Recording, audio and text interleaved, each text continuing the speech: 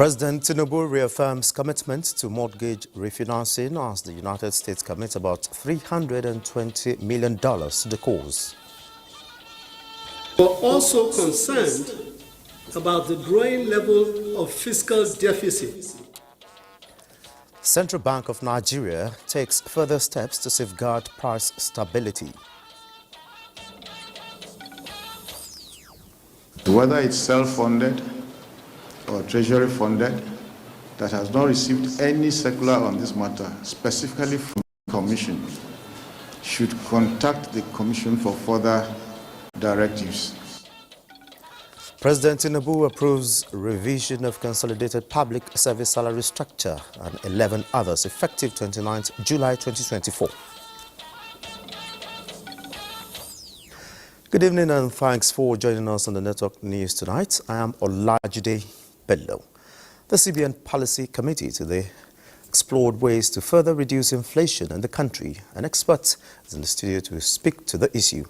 Musa Abaka has more on business activities, while our sportsman Bade Adele is also on standby for some sporting stories. Bade, what should we look up for? Well, Olajide, some former Super Eagles players are calling for an effective grassroots football development program, which they believe will help revive Nigeria's fortunes in the round leather game. Many thanks, Bade. You can follow us live on our website, nta.ng/live, NTA News Now on X, and our other social media platforms on the screen. Now let's start with the United Nations General Assembly. Nigeria's participation at the 79th session of the ongoing United Nations General Assembly records success with the support of the United States Chamber of Commerce, which commits about $320 million towards mortgage financing, among others. Vice President Kashim Shettima, at a meeting with other members of Nigeria's delegation to strategize on Nigeria's engagement in New York, reaffirmed Tinubu administration's commitment towards mortgage refinancing and women empowerment.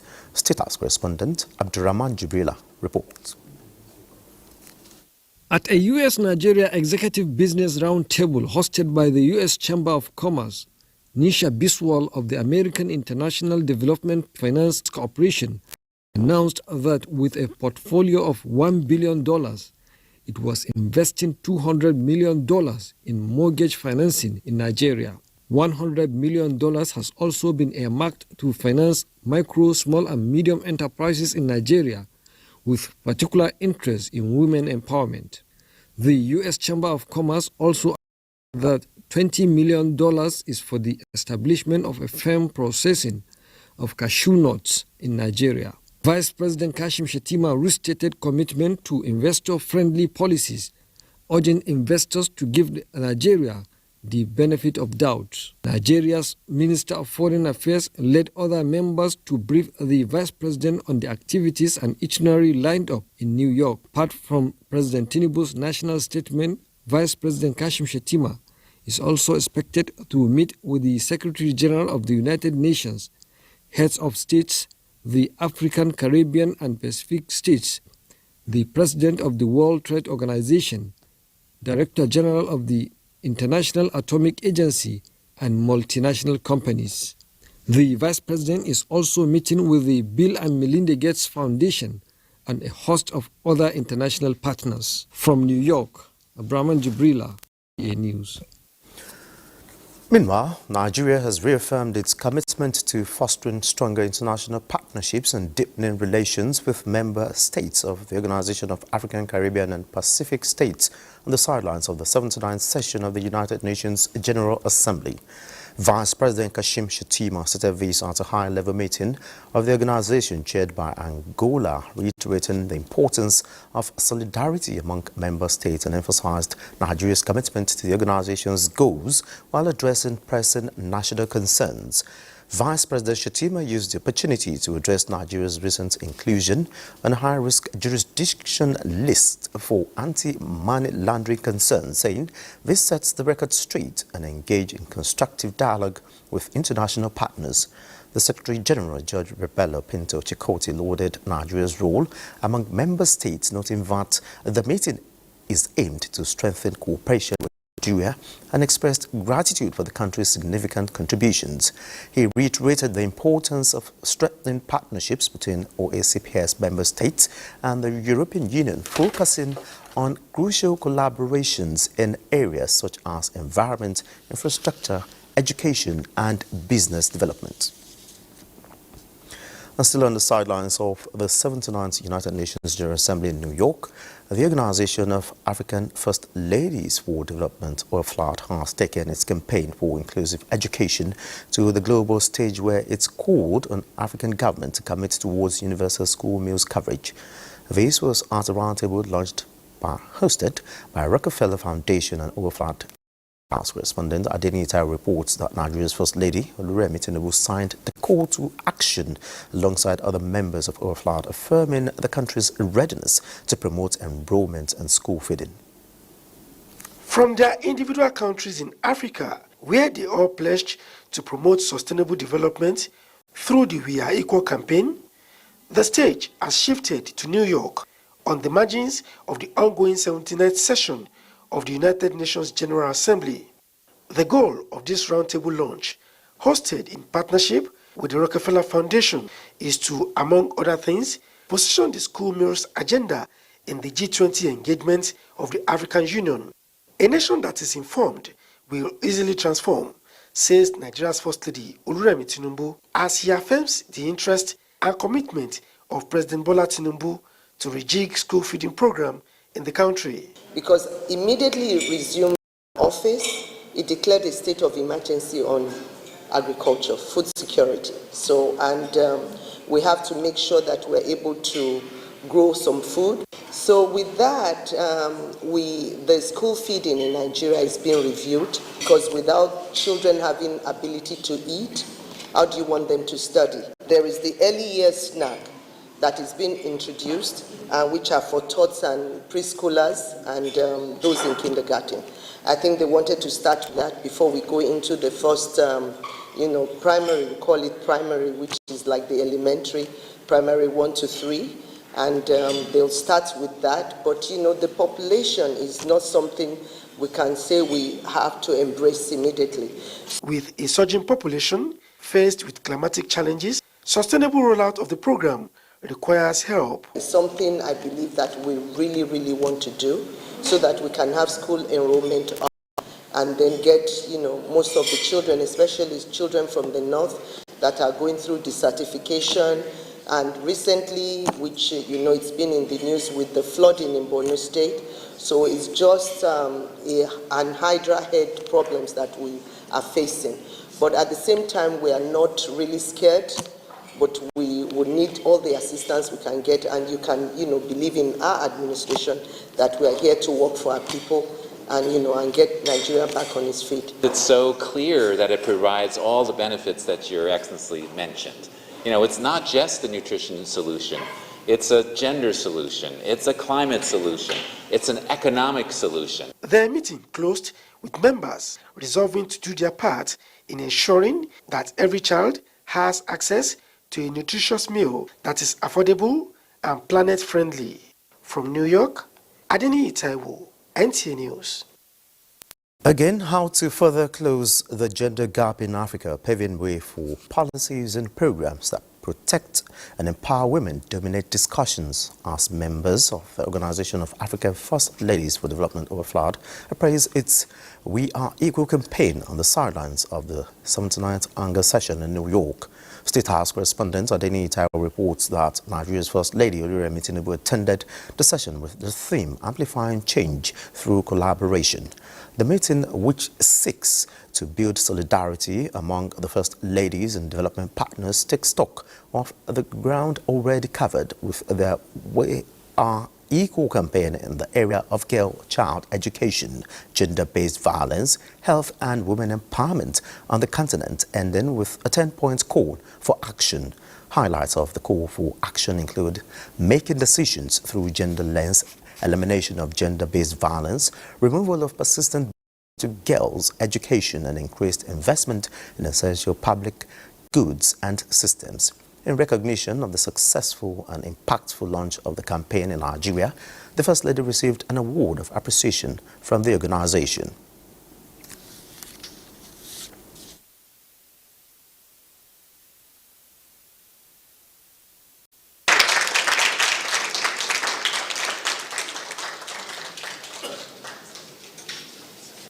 So education is very, very key to transform lives, because then a woman would have better decision on health, education, and also economic empowerment. I seem to be doing a lot where my people can get help, and I believe that this is just the beginning of a lot of work to be done.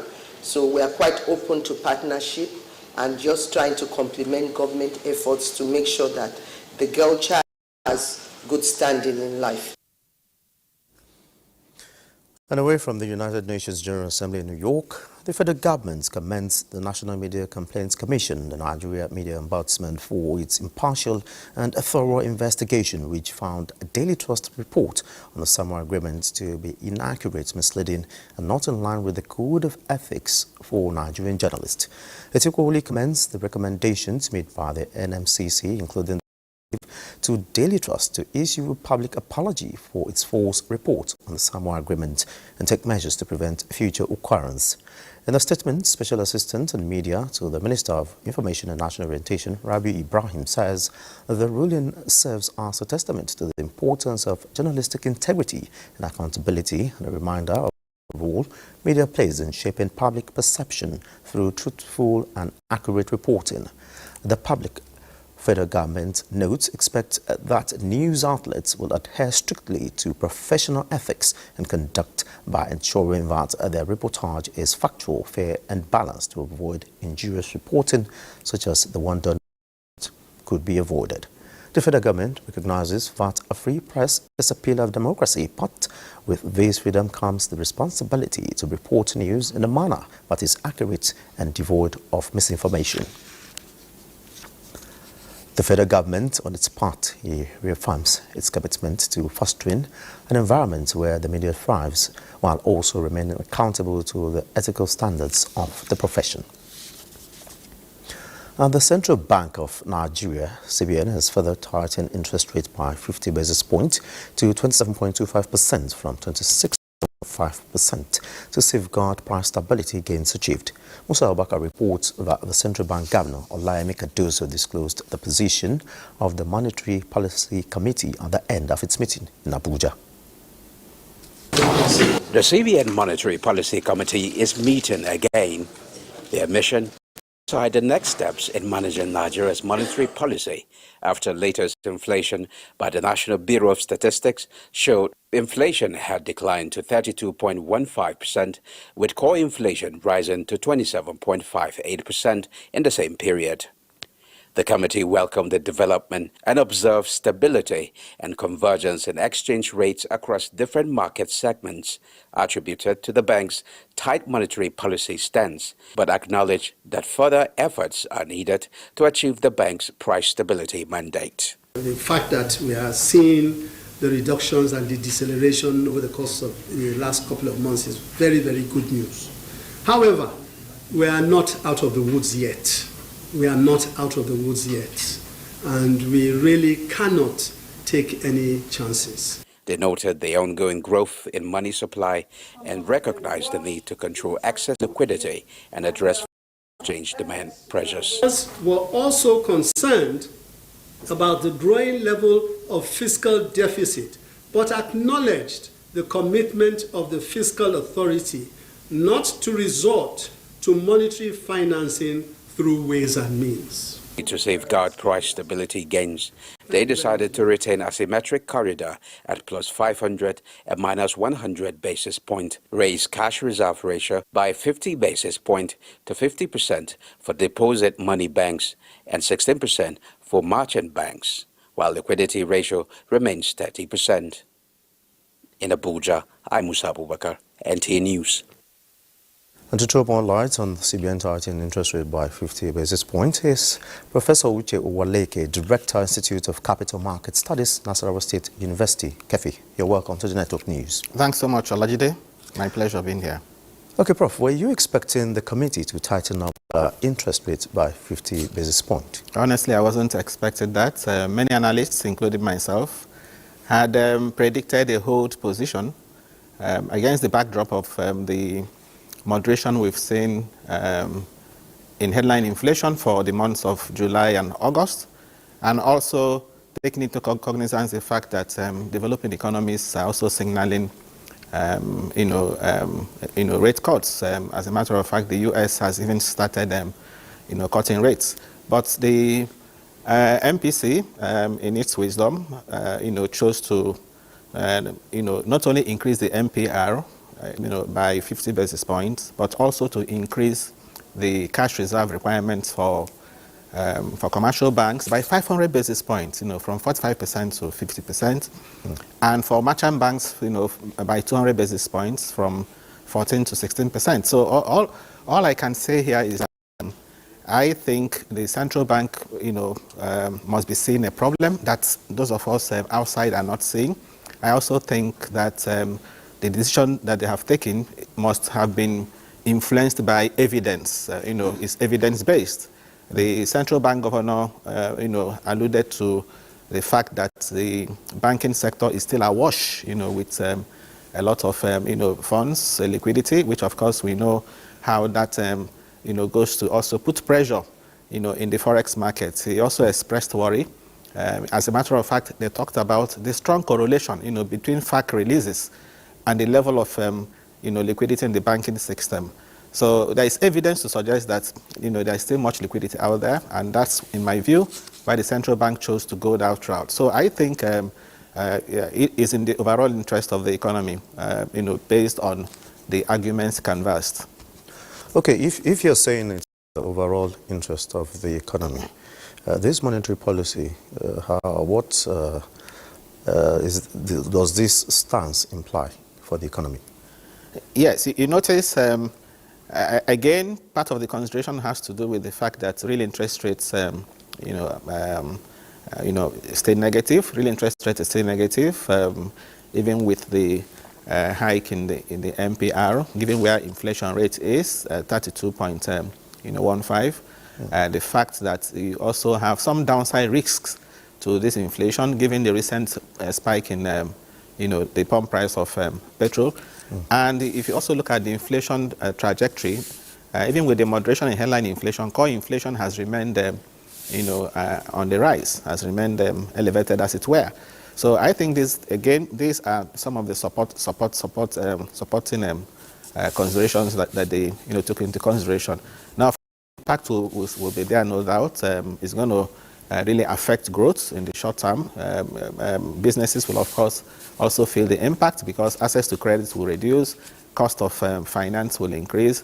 So no doubt the trade-off is something we can't run away from. But it's also left for the fiscal side now to complement this effort by also trying to put in place measures to at least address their own side of the inflation pressure, the food inflation, namely flooding, insecurity, and also the fiscal deficit that the CBN governor complained about. Okay, Prof, very quickly now, before I let you go, talking about the increase in petrol, the upward increase in petrol, and the hawkish stance of the central bank, do you see inflation further declining in coming months? Well, I want to believe so, especially now that Dangote refinery come on board with the idea of selling crude to Dangote in Naira, and also, of course, that will reduce the pressure on Forex. So I think ultimately the inflation rates in the coming months will likely, the disinflation will be sustained. All right, many thanks, Professor Uche Waleke, Director, Institute of Capital Market Studies, National State University, for your input on the network news. My pleasure. Thanks so much. All right, Musa Abubakar is standing by for more on business news. Musa. Thank you, Olajide. Nigeria's unemployment to population ratio fell to 73.2% in first quarter 2024, down from 75.6% in third quarter 2023. The National Bureau of Statistics reported that the national unemployment rate rose to 5.3% in first quarter 2024 from 5.0% in third quarter 2023. Unemployment was 2.0% among those with postgraduate education and 9.0% for those with post-secondary education. Youth unemployment dropped slightly to 8.4% in first quarter 2024 compared to 8.6% in third quarter 2023. Data show that 46% of employed Nigerians work 48 hours or more per week, and the 2023 Labor Force Survey revealed a national unemployment rate of 5.4%, with Abia having the highest at 18.7% and Nasarawa the lowest at 0.5%. The Nigerian stock market remained bullish this Tuesday as investors stayed positive in anticipation of MPC's sessions. The NGX all-share index gained 0.18% to close at 98,568.59 basis points. The gains were driven by appreciation in NIDF, FBN Holdings, UBA, and Access Co, MBA, and others. Market capitalization advanced to 56.64 trillion naira. At the end of today's trading session on the Nigerian Stock Exchange, a total of 763 million shares in 12,081 deals, corresponding to a market value of 11.7 billion were traded. Today's data shows 86% improvement in volume, 114% improvement in turnover, and 13% improvement in deals. Fidelity Bank recorded the highest volume of 126 million traded shares, followed by Transcorp Nigeria, United Bank for Africa, and Caviton Offshore Support Group. Well, that's it. The news continues after the break. Thanks for being there. The federal government, through the Budget Office of the Federation, has commenced preparations for the 2025 budget with the training of budget officers from various ministries, departments and agencies. NTA reports that the training is designed to equip officers with the necessary skills to prepare and manage the 2025 budget effectively. The two-day training program focuses on best practices in budget preparation, leveraging the Government Integrated Financial and Management Information System (GIVMIS). According to the Director General of the Budget Office of the Federation, this initiative goes beyond technology adoption. Executive budget proposals must be coherent and purpose-driven, embodying the government's vision for security and development. Together, we can ensure that our budget proposals for 2025 are not only robust and focused, but also aligned with our national priorities. For Pius Okwa of the National Mathematical Center and other participants, budget preparation used to trigger feelings of frustration and anxiety. Now with GIVMIS, it is a smooth sail. Previously, when the process was very manual, 100%, used to be very cumbersome, I must say. But since the introduction of GIVMIS, it has really made things faster and easier. It has helped the workers to also know the difference between just doing budget without GIVMIS and going into GIVMIS. GIVMIS is an IT-based system designed to improve public expenditure management processes, enhance accountability and transparency across ministries and agencies. Nekaoko, NTA News. Moving to the President Bola Tinubu has transmitted an additional 2024 supplementary budget proposal for the Federal Capital Territory to the House of Representatives for consideration and passage upon resumption. The Green Chamber also adjourned plenary after an abridged session to honor Senator Ifeanyi Uba. National Assembly correspondent Mitari Ikben now brings us details. Resumption of plenary after 2 months of parliamentary recess was characterized by the usual exchange of banters among lawmakers. Speaker Tajuddin Abbas thereafter read the President's proposal for an additional 2024 supplementary budget for the Federal Capital Territory. This supplementary budget proposal has been prepared on the basis of the FCT's reviewed revenue and expenditure forecast, and is aligned with the fiscal and developmental policies of the federal government and the renewed hope. The House then adjourned plenary in line with its tradition to honor late Senator Ifeanyi Ubah, who died during the recess. We're back, with regular plenary sittings, and we have certain areas that we anticipate that we would have, a lot of concentration on. First of all, we're expecting the 2025 appropriation proposal from the president. Major expectation is MTEF, medium-term financial expenditure framework of the Mr. President, which will now form the basis upon which the budget 2025 will be premised. Meanwhile, plenary and other legislative activities will resume on Wednesday, 25th September 2024, with an expected inauguration of a joint ad hoc committee to investigate challenges in the oil and gas sector. From the National Assembly, Mitaire Ikben, NTA News. The Senate resumes plenary after 2 months of recess to attend to legislative business, among them requests from the President for the confirmation of appointees, including the Acting Chief Justice of Nigeria, Justice Kudirat Kekereekun. National Assembly correspondent Lami Ali reports. The President of the Senate, Godswill Akpabio, after exchange of pleasantries with colleagues on the first day of plenary, read a string of letters from President Tinubu requesting confirmation of the Acting Chief Justice of Nigeria, the National Coordinator of National Social Investment Program, and 21 others as commissioners of the Revenue Mobilization, Allocation and Fiscal Commission. Also transmitted for parliamentary approval is an additional 2024 supplementary budget of the Federal Capital Territory to improve human capital and infrastructure. The President, however, notified the Senate of his decision to withhold assent to the bill that seeks to increase the retirement age for some categories of staff of the National Assembly and legislative houses across the country from 60 to 65. Upon thorough examination and careful consideration, I have decided to withhold my assent to the bill. This decision is made in accordance with the powers vested in me by the Constitution of the Federal Republic of Nigeria. While welcoming legislators from recess, Akpabio urged them to inspire hope in the hearts of Nigerians. I implore each and every one of you to continue to reflect upon the weight of the responsibilities that we bear as legislators in the current situation.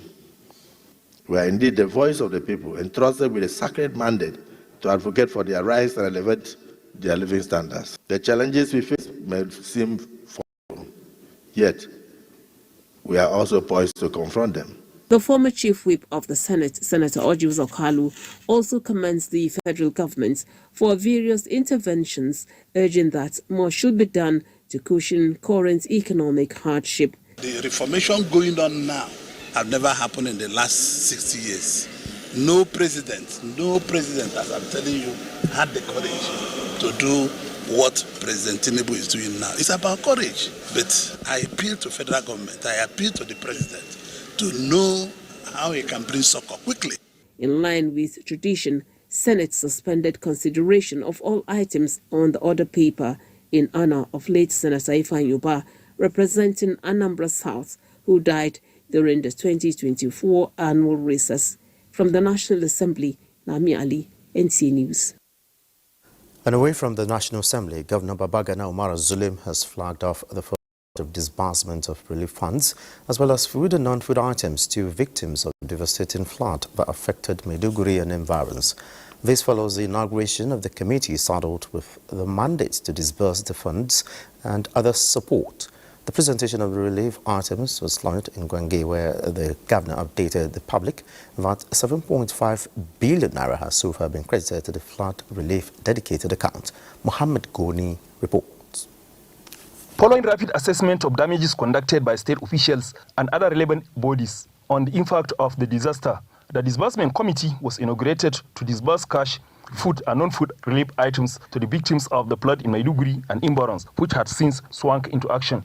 The beneficiaries of the flood relief support were categorized into three, depending on the extent to which they were affected, with those who experienced minimal impact receiving 25 kg bag of rice, 10 kg bag of beans, mat, blanket, mosquito nets, and 100,000 naira.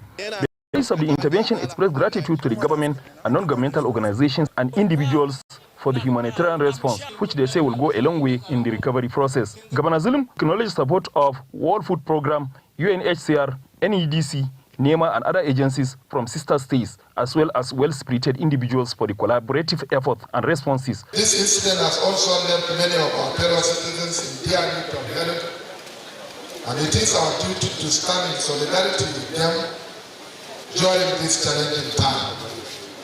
We have witnessed the unimaginable destruction of houses, public infrastructures, and assets.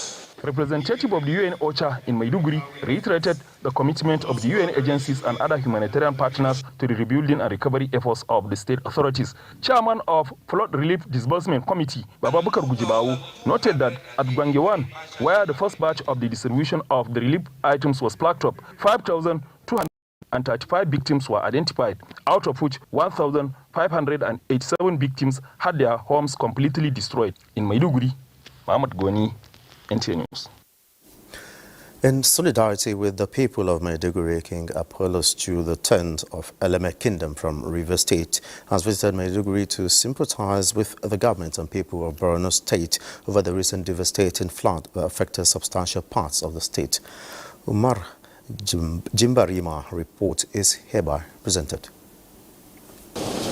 The sympathy visit began at the Shehu of Borno's palace, where the royal father King Apollos commiserated with the monarch Abubakar ibn Umar Garbai al-Amin el-Kanemi, expressing his deep concern over the tragedy. I came here with some few members of my council to come and sympathize with them. These are the times that they need our courage, they need our attention, need our support, need our prayer. The Shehu of Borno appreciated the extraordinary visit, highlighting the importance of their bond and affirming that such unity would endure forever. This is a clear sign of brotherhood. We thank you very much for that.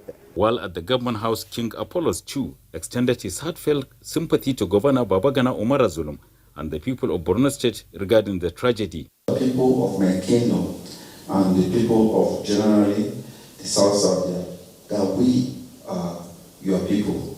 And any of you get to River State and then get to Eleme, you just try to say that you have where to sit. But let's assure that government of Borno said under my distinguished leadership, and inshallah, even the future governments will continue to maintain the degree of relationship that exists between your kingdom and ours.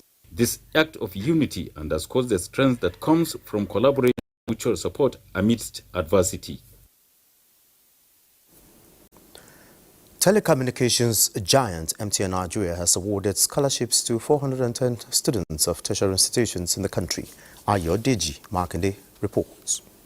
This gathering, at the behest of MTN Foundation, is in line with the vision of making education a passport to a future full of possibilities. What are we doing today? The yearly scholarship scheme for second and third year scholars is premised on academic excellence of cumulative grade points average of at least 3.5 in science, technology and mathematics. Also included in this year's package is increase in number of visually impaired scholars from 60 to 100. This grant of 300,000 naira to each beneficiary, MTN Nigeria described as a support system for upskilling and earning relevant knowledge for the ever-competitive world after graduation. This is your moment. Congratulations. We give a lot of awards for blind people. The main thing with MTN is we try as much as possible to support young people. And these young people is to give them opportunity to get better, educationally or otherwise. They complain about financial hardship. I think with MTN scholarship, it will surely go a long way to relieve the burden. It's worth about 300,000 naira, and then I intend to use this award exactly to pay my tuition fee and also my accommodation. Personally, I won't be able to afford that, but they afforded it and gave me for free. So I am saying thank you to MTN Foundation. The MTN Foundation has invested more than 3 billion naira in 13,717 scholarships to 4,949 students since inception. In Abuja, Ayodeji, Makinde, NTA News. And talking politics, the Action People's Party APP has flagged off its campaign ahead of the local government election in Rivers State. Osinachi Samuel reports that the event, which was held in Borikana local government area, witnessed reception of new members from other political parties. The Action People's Party APP has commenced its campaigns in the 3 senatorial districts of Rivers State, beginning with Southeast Senatorial District comprising 7 local government areas of Rivers State, namely Andoni, Oyibo, Opobonkoro, Eleme, Tai, Kana, and Gokana. The people are excited as the Action People's Party APP campaigns for votes for candidates of the Action People's Party in the forthcoming local government election. APP! Strong economy, united Nigeria. Therefore, in this liberation that all of us have unanimously agreed upon, we have carefully, through the electoral processes, I'm giving you councillors that will be very, very close to you. Councillors that will listen to your yearnings. And we went beyond that and brought you council chairmen that will hold strongly accountable to, that will do those things and bring development to you people. For many, the moment has been long anticipated, symbolizing hope and a bright future for Rivers people. We have come to make a statement of support for Rivers State and to say that your platform is a platform for liberation of Rivers people. My assurance to people, the entire Rivers State, on behalf of Opobonkoro LGA, is that next week, Saturday, we will deliver APP. I want to assure you today that the non-indigenous in Rivers State, we are with you, we'll stand with you, we'll continue to stand with you. As the Action People's Party sets the stage for the campaigns, the party says the turnout here marks the urgent need for inclusive governance with a common goal of meeting the yearnings and aspirations of Rivers people. From Bori, Osinachi Samuel, NTA News. Let's take another break. The news continues in a moment. Many thanks for being there. The Nigerian Television Authority is partnering the Lottery Trust Fund to create awareness on government's initiative aimed at improving lives of vulnerable Nigerians. Director General of NTA, Saliu Abdulhamid Dembos, commits to utilizing NTA stations nationwide towards promoting National Lottery Trust Fund programs. Lydia Sampson reports. National Lottery Trust Fund's Executive Secretary Tosin Adeyonju, who led the delegation to NTA to seek collaboration, emphasized the potential of this partnership to bridging the poverty gaps and supporting President Bola Tinubu's administration in delivering impactful programs. Director General NTA Saliu Abdulhamid Dembos and Executive Secretary National Lottery Trust Fund are on the same page on the need to escalate awareness on government's impactful programs. I know your activities cut across the entire country, so at any given time that you have events or maybe some of these interventions that you want to make, I think the most appropriate place for you to call on the authority to witness it. And if we do that, of course, it's more or less like the entire nation and beyond that is witnessing what your organization is doing. Our mandate simply states that we promote good causes across Nigeria in terms of intervention in health, education, sports, environment, water, disaster management, humanitarian. Those are the areas we intervene in.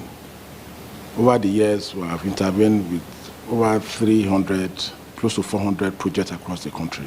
The organizations working together, the two chief executives believe, will also proactively improve public appreciation of government intervention in education, environment, rural development, and other respective focus projects contributing to societal welfare across Nigeria. In Abuja, Lydia Samson, NTA News. President Bola Tinubu has approved a revision of the consolidated public service salary structure and 11 structures with effect from 29 July 2024 in line with the National Minimum Wage Act 2024. Chairman, National Salaries, Income and Wages Commission, Ekpo Inter, disclosed this to newsmen in Abuja. The revision in salary structure of agencies in the Federal Public Service is premised on certain agreements reached by the Committee on Consequential Adjustment in Salaries.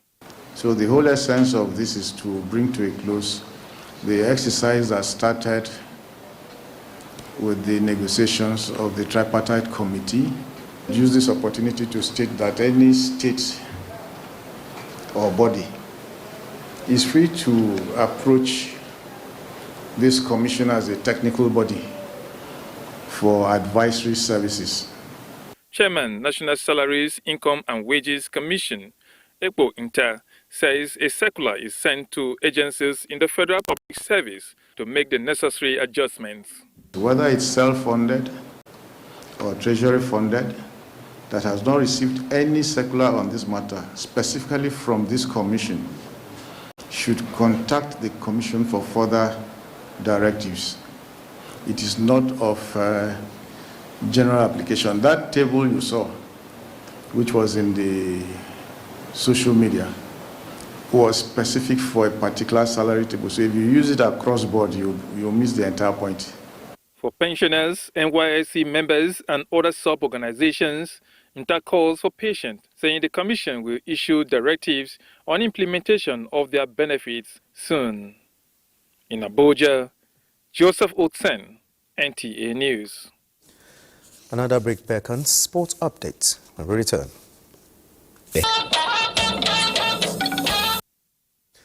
Glad to know you're still there. Over now to Bade Adele for sport updates. Bade? Many thanks, Bade Adele. The remains of District Head of Lima and Bargu local government area, State and father to Minister of State for Agriculture and Food Security, Abdullahi Sabi, has been laid to rest at his home country at New Busa. Kabir Abdullahi reports. The congregational prayers was led by the Chief Imam of New Busa, Malam Ahmed Shehu. Late Abdullahi Sabi was regarded as a man of faith, great patience and tolerance. No matter how well he's plotted to be harmed, he takes everything patiently. And is a man of great faith. He was one time work superintendent and supervisory councillor of Borgu local government area. Late Abdullahi Sabi was first installed as district head of Malele, the home of his paternal grandmother, by the late Emir of Borgu, Musa Muhammad Kigara III, and was the pioneer chairman of Zamatul Izalatul Bidia wa Ikamat Sunnah, Jebwis of Borgu Kingdom. The late district head, who died at the age of 100, is survived by children and family members and Minister of State Agriculture and Food Security, Senator Aliu Sabi Abdullahi, and Ilyasu Abdullahi, Director of Operations, Hyperdeck. In Ubusa, Kabir Abdullahi, NTA News. And that's it on the network news. Many thanks for being a part of it. I'm Olajide Bello.